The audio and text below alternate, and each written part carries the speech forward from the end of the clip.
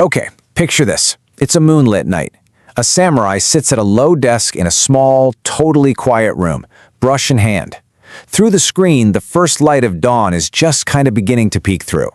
But here's the thing. The night before a huge battle, this samurai doesn't sharpen his sword.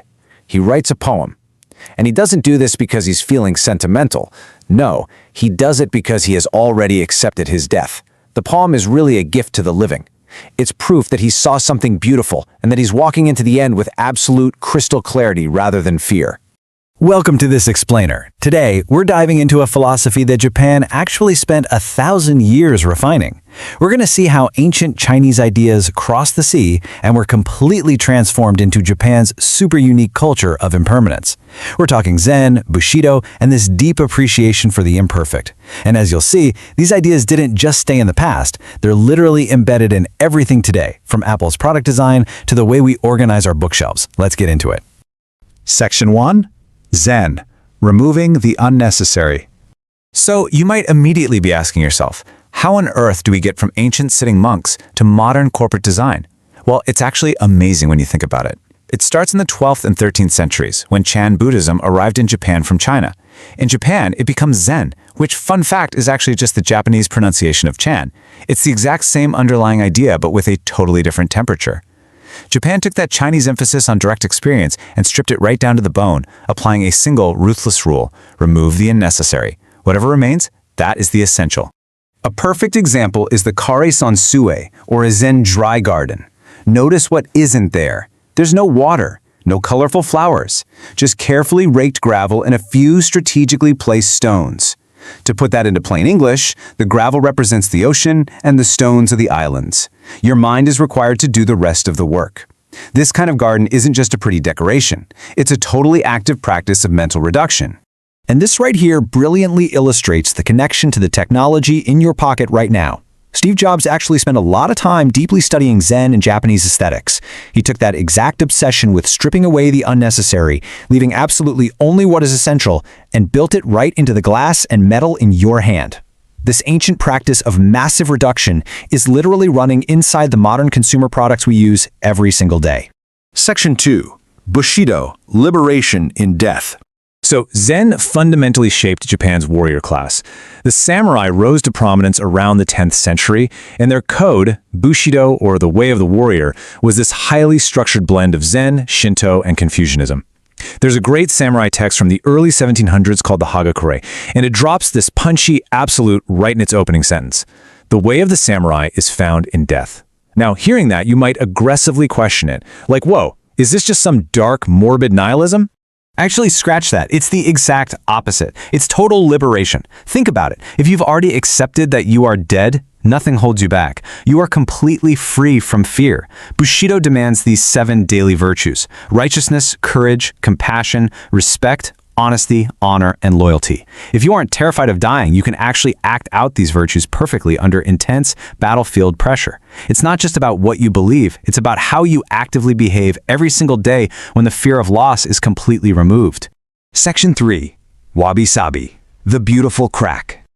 Now, you're probably wondering, how does this intense military mindset translate to regular civilian life? That brings us to the 16th century and a truly revolutionary tea master named Sen no Rikyu.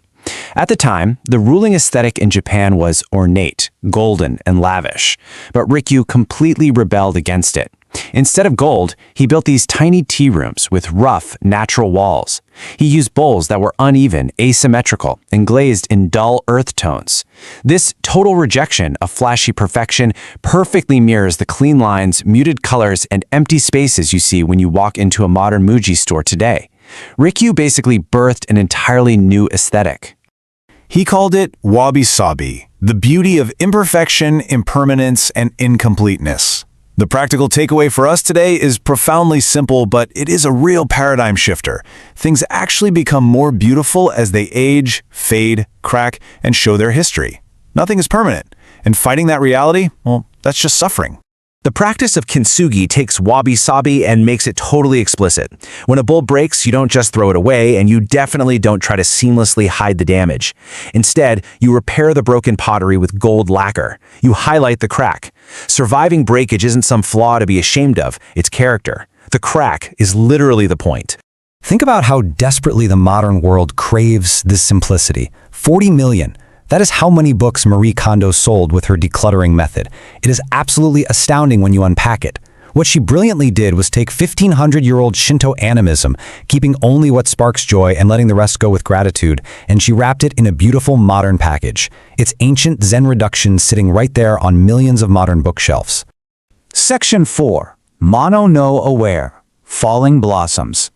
In Japan, there's a deep, ongoing tradition called hanami, which is gathering under the cherry blossoms. These magnificent blossoms bloom for just about 2 weeks before falling to the ground and fading away. But this isn't just a spring party, right? It's a philosophical practice called mono no aware. It translates roughly to the bittersweet pathos of things. It's that gentle sadness that arises from being aware of impermanence. But marvel at this psychological shift for a second. Sitting under those falling blossoms, the moment isn't unbearable because it's ending. It becomes infinitely more precious exactly because it will not last. The falling is the beautiful part. Okay, let's do a rapid-fire recap of everything we've unpacked in this explainer. Zen, Bushido, Wabi-sabi, Kintsugi, Mono no aware. Japan took Chinese Buddhism, stripped it to the bone, and called it Zen. Bushido took that Zen acceptance of death to create a totally fearless warrior code. Wabi-sabi told us that the imperfect, aging thing is actually the most beautiful. Kintsugi proved it by painting the cracks with gold.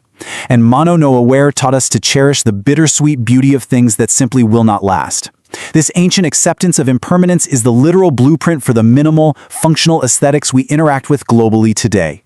These ideas, they aren't just museum pieces. They are highly functional tools for navigating a chaotic world. Wabi-sabi is that deep exhale you feel when you finally stop trying to be perfect all the time. So, my final question for you to take away is this. What will you build, and how will you live when you finally stop trying to hide the cracks?